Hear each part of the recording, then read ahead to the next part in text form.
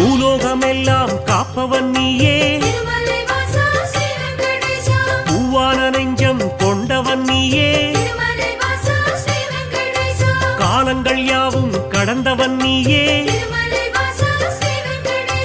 கைதொழுவோரின் காவலன் நீயே, ஞானத்தை அளந்த நாயகன் நீயே, நாடிய செல்வம் தருபவன் நீயே, கோல எழிலை கொண்டவன் நீயே,